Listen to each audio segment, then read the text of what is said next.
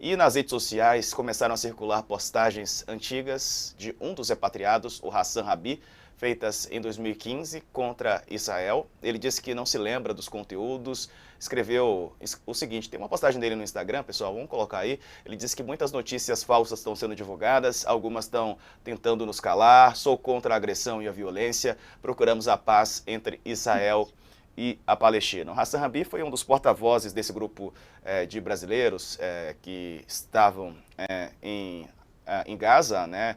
E ele tem postagens antigas que foram trazidas de volta, pessoas que tentam associá-lo, inclusive, a grupos extremistas, Sakamoto. E essa guerra de versões, né? E aqui no Brasil a gente traz também para o debate nacional em que bolsonaristas estão como torcida organizada de Israel e pessoas mais de esquerda estão defendendo os palestinos, né? Então há uma transferência, digamos assim, do que a gente já via aqui também para essa guerra com disputa de narrativas e também com fake news sendo divulgadas. Diego, a função do Estado brasileiro, né, e eu acredito que do governo, né, brasileiro, era trazer os brasileiros que estavam na Palestina, seus familiares diretos, sãos e salvos, né, retirando eles tanto da Cisjordânia quanto de Gaza, e a mesma coisa com relação ao pessoal que estava em Israel. O governo brasileiro, de uma forma muito competente, né, com destaque para a diplomacia brasileira e para as Forças Armadas, conseguiu retirar, né, esses brasileiros sãos e salvos, trazê-los para Brasília, trazê-los para São Paulo, garantir reinclusão, reinserção, documentação e tudo isso mais. Independentemente do que pensam, independentemente da posição, da opinião política, ideológica das pessoas que estavam lá, né? Quem, na verdade, inclusive, fazia separação de brasileiros, separação de pessoas, né, hierarquização de pessoas de acordo com a sua, digamos, do seu posicionamento ideológico, das opiniões que as pessoas preferiam, era o governo anterior, inclusive. O governo Bolsonaro, quando assumiu, ele, de uma forma muito clara, estava deixando claro que ele ia governar para os seus. E é o que ele fez durante 4 anos.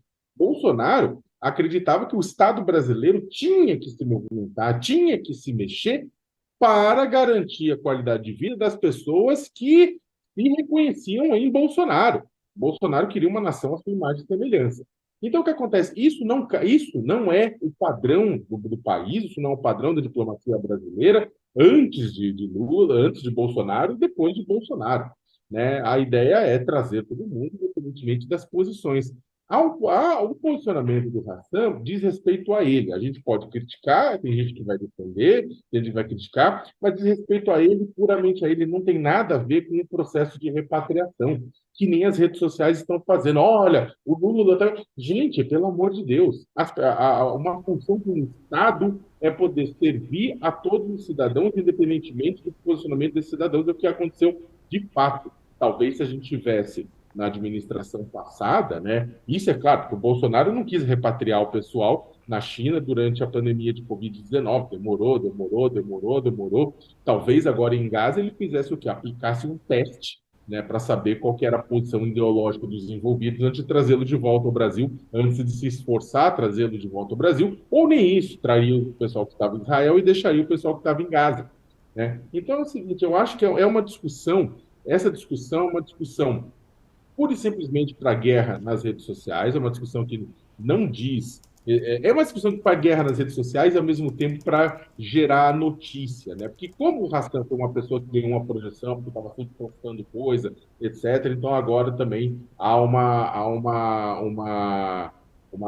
também esse rescaldo por parte. Agora, do ponto de vista da análise da política pública aplicada, do resgate, isso é totalmente irrelevante, né? E a discussão ganhar um protagonismo a respeito das postagens dele no passado, assim, a minha avaliação, independentemente, eu não concordo com as postagens dele, deixando bem claro. Só que ganhar um protagonismo disso é realmente falta de terreno para carpir. Exatamente. Lembrando que também tudo foi avaliado pelo próprio governo Netanyahu para liberar a saída dessas pessoas. Tudo foi investigado, né? Não era qualquer um, até porque eles temiam que terroristas, que extremistas saíssem de lá. Era um temor grande. Então o governo de Israel também checava a identidade de todos eles.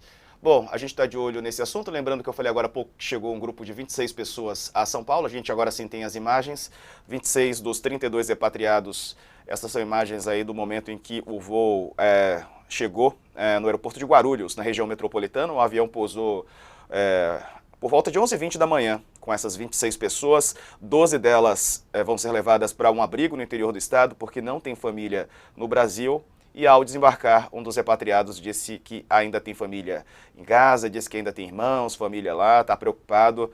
Foi o que falou Mahmoud Abdulhaloub, que agradeceu ao governo brasileiro pelo resgate.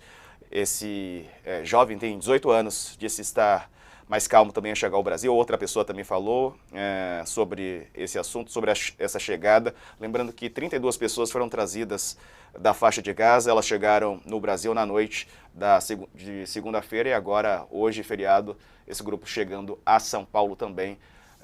Que bom, né? Estão em segurança nesse momento, sendo amparados. Estamos de